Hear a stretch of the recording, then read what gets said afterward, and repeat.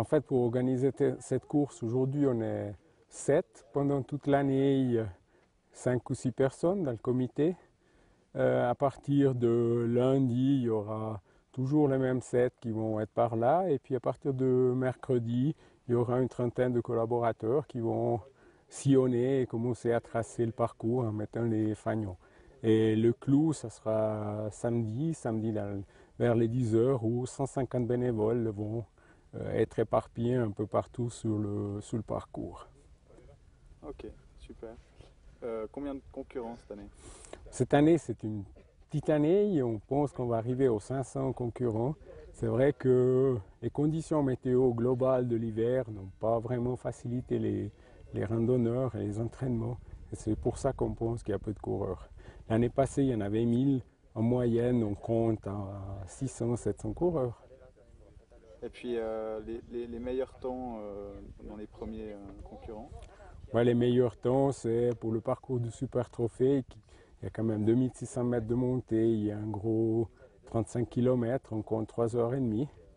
Alors que pour le parcours original du Trophée, donc cette année on fête le 60e, avec ses 2200 mètres de dénivelé, on compte un gros 3 heures. Et pour le petit parcours, 1h20, 1h30, ça dépend un peu des conditions aussi. C'est vrai que chaque course est un peu différente et je trouve toujours difficile de juger, de comparer les temps d'une année à l'autre parce que la neige, elle change tellement et les conditions, elles changent tellement que ça peut vraiment faire une course, donner une course totalement différente.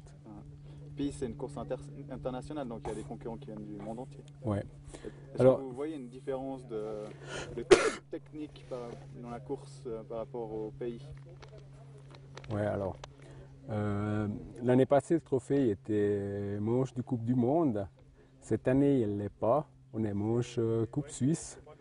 Ce qu'on voit, c'est dans les athlètes de pointe un équipement vraiment très très poussé au niveau de la légèreté. On peut s'imaginer qu'une paire de skis avec une fixation chez les compétiteurs pèse 2 kg et qu'une paire de chaussures pèse 1,8 kg. C'est du matériel très très léger et ça c'est très différent par rapport aux autres coureurs qui eux tournent avec une paire de skis par exemple à 4 kg. Donc ça c'est assez différent. Par rapport à ce qu'on voit des autres courses au niveau de la Coupe Suisse, on est une des seules courses qui sont uniquement en milieu alpin. J'étais récemment par exemple à Stoos. La course elle se prépare le samedi et le dimanche parce qu'en prenant une remontée mécanique et une autre, on arrive à passer d'une pente à l'autre et faire tout le tracé en très peu de temps.